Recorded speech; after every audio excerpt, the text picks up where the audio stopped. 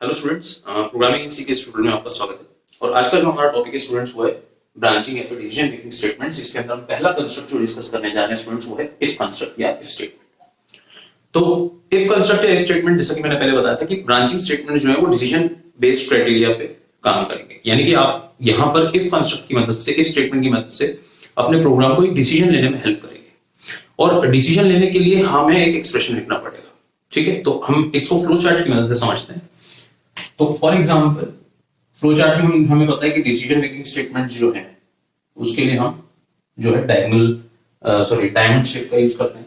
अब यहाँ पे आपने एक एक्सप्रेशन लिखा, एक्सप्रेशन कुछ भी हो सकता है, बेसिकली रिलेशनल एक्सप्रेशन हो सकता है, लॉजिकल एक्सप्रेशन हो सकता है, एक न्यूमेरिकल वेरिएबल हो सकता है और एक न्यूमेरिकल कांस्टेंट भी हो सकता है।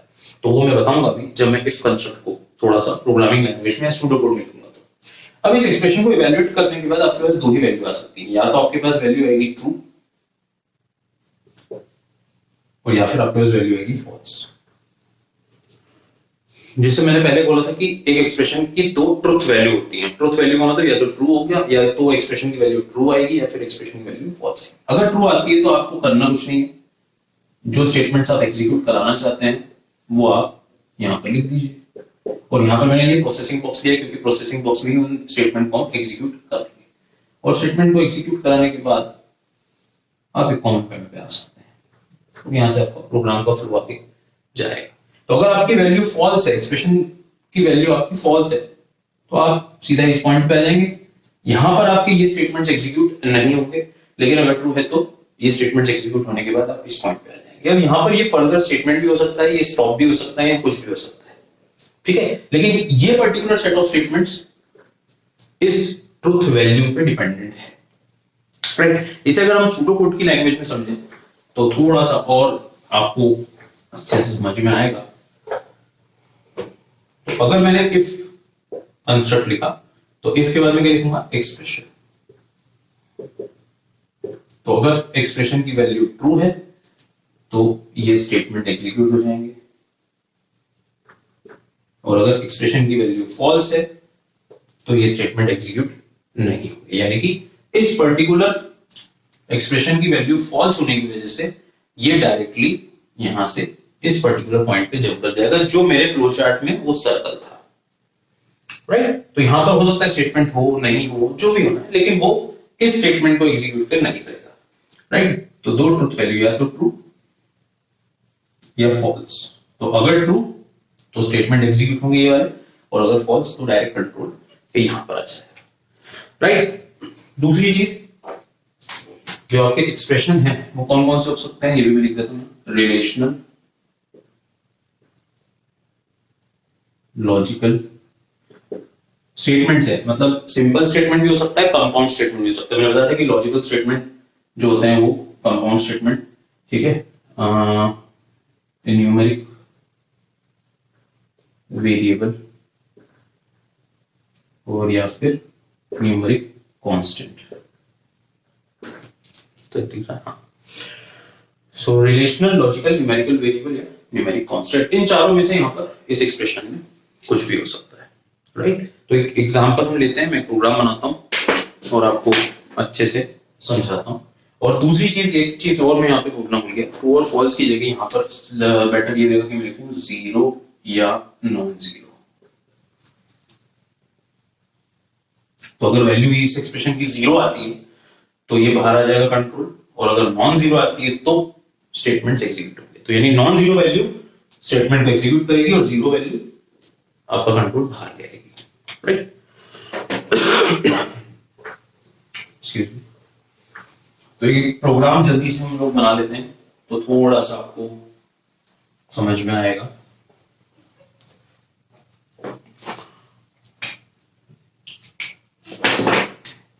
सो हैश इंक्लूड वगैरह मैं सब कंप्लीट नहीं कर रहा हूं, मैं इंट मेन से स्टार्ट कर रहा हूं। Int main integer number. तो प्रोग्राम ऐसा इस प्रकार है कि अगर नंबर की वैल्यू 10 से ज्यादा है तो वो आउटपुट दे देगी नंबर की वैल्यू 10 से ज्यादा है। तो इसको समझेंगे हम सिंगल इफ से। printf enter the value of num scanf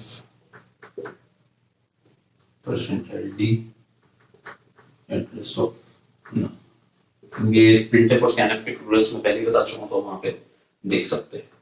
if num greater than 10 printf num is greater than 10,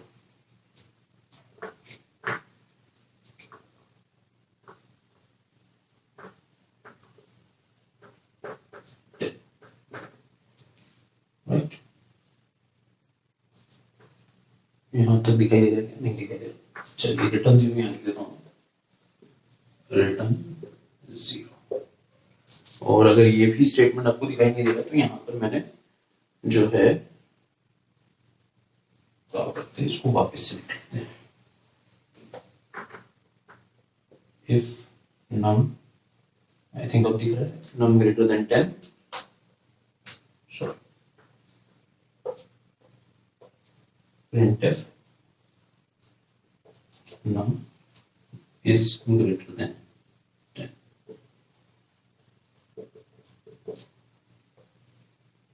right. और इसके बाद फिर मैंने लिख दिया रिटर्न 0 और मेन को मैंने कर दिया क्लोज, राइट। तो अगर इनपुट में आपने वैल्यू दी, नम की वैल्यू मान लीजिए आपने इनपुट में दी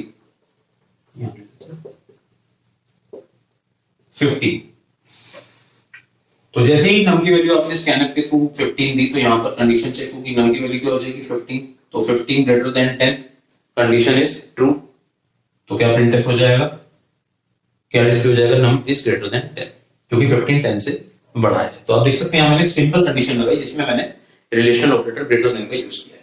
अगर मैंने नम 15 की जगह मैंने दे दी वैल्यू 4, तो यहां पे 15 की जगह क्या आएगा 4, तो 4 ग्रेटर देन 10, कंडीशन ट्रू है या फॉल्स है, सिंपल सी बात है फॉल्स है, तो फॉल्स है तो इसलिए कंट्रोल जो होगा वो यहां पर आ जाएगा, यानी कि कुछ भी एग्जीक्यूट अंदर का जो स्टेटमेंट है ये एग्जीक्यूट नहीं होगा और यहां के डायरेक्ट रिटर्न 0 के लिए चला जाएगा।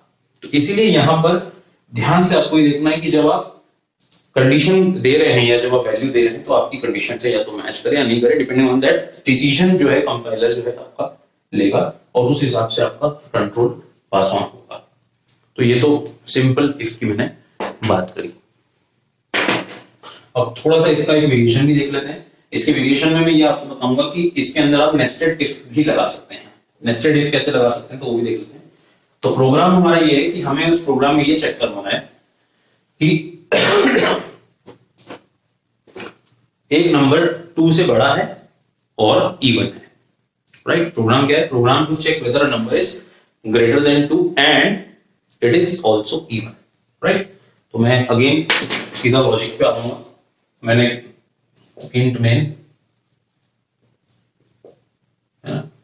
मेन के बाद सॉरी से शुरू हुआ इंटीजर नम, राइट।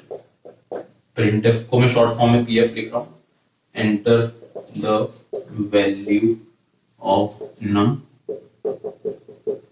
स्कैनफ को मैं एसएफ लिख रहा हूं, percentile D address of num, right. तो अब मैंने पहला इफ लगाया, if num greater than 2, right. हमारा प्रोग्राम क्या है, नम की वैल्यू 2 से बड़ी होनी चाहिए और साथ ही साथ नम की वैल्यू इवन भी होनी चाहिए। तो अगर नम की वैल्यू 2 से बड़ी है तो हम अंदर चले जाएंगे और प्रिंटफ करवा देंगे, printf num is greater than 2। अब हम एक और इफ इसके अंदर लगा सकते हैं, if num modulus 2 is equals to 0। तो मॉड्यूलस ऑपरेटर मैंने बताया था, मॉड्यूलस ऑपरेटर क्या होता है, रिमाइंडर देता है। तो नम की वैल्यू जब आप 2 से मॉड्यूलस करवाएंगे तो अगर रिमाइंडर 0 आ रहा है इसका मतलब नम 2 से डिविजिबल है। तो अगर ये डिविजिबल है तो प्रिंटफ नम इज इवन।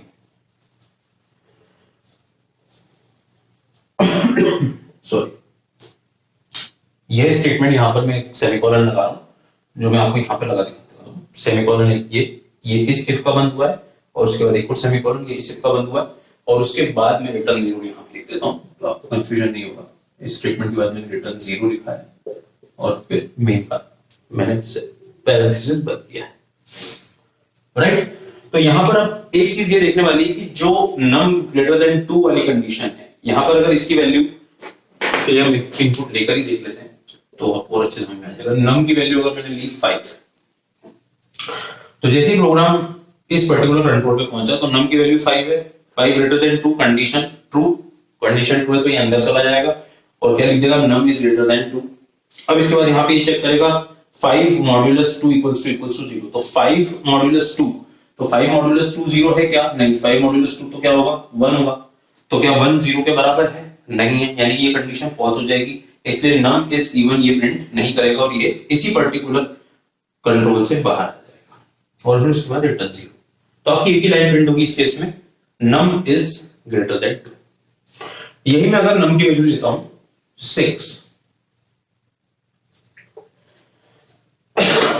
तो sorry 6 greater than 2, condition true, नीचे आए printf num is greater than 2, बिल्कुल सही।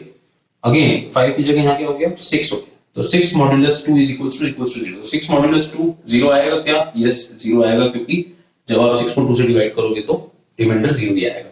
तो ये कंडीशन होगी ट्रू, ये कंडीशन ट्रू होगी तो num is even he print होगा, ये डिस्प्ले होगा। तो इसलिए आपके पास यहाँ पे दोनों लाइन डिस्प्ले होंगी, num इज ग्रेटर देन 2 और num इज इवन, राइट। तो इसलिए यहां पर थोड़ा सा ये इस चीज को आपको ध्यान देना है कि ये आउटर इफ है और ये कौन सा इफ है, इनर इफ है। तो इनर इफ तभी एग्जीक्यूट होगा जब आपका आउटर इफ एग्जीक्यूट होगा, ठीक है। तो इनर इफ को एग्जीक्यूट अगर करना है तो आपकी आउटर इफ की कंडीशन ट्रू होनी चाहिए, नहीं तो आपका आउटपुट जो है वो गलत भी आ सकता है या फिर प्रोग्राम वो रिजल्ट नहीं देगा जो आपको चाहिए। तो ये तो हमारा एक इनर इफ वाली कहानी हुई। चलिए एक लास्ट प्रोग्राम इसके अंदर लिख लेते हैं, ये ट्यूटोरियल थोड़ा सा लंबा हो रहा है लेकिन जो कि इसकी रिक्वायरमेंट है तो इसलिए मैं क्लास प्रोग्राम और आपको बताता हूँ। एक वेरिएशन और है इसका जिसमें हम बोलते हैं कि मेनी इफ्स, बहुत सारे इफ एक स्टेटमेंट में आ सकते हैं, नेस्टेड नहीं है, बहुत सारे इफ एक स्टेटमेंट में आ सकते हैं। तो मैं 2 इफ यहां देख लेता हूं। प्रोग्राम ये है कि हमें ये देखना है कि नंबर 0 से बड़ा है या नहीं, ठीक है। तो again integer num printf enter the value of num scanf percentile d address of num if num greater than 0 printf num is greater than 0 if num less than 0 printf,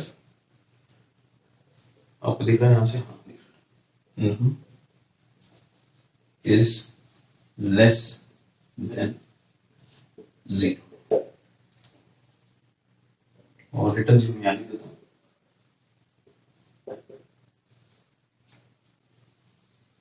right. ओ ये थोड़ा नीचे चला गया, चलिए इसको थोड़ा सा ऊपर कर देते हैं।